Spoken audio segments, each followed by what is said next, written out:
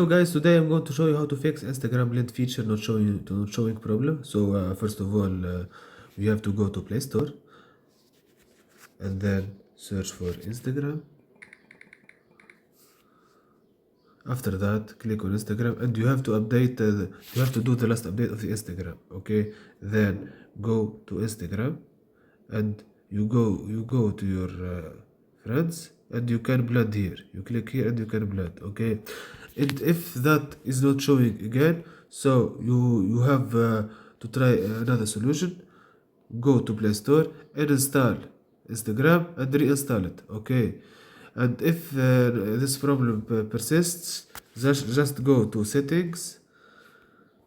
After that, go to apps and then go to Instagram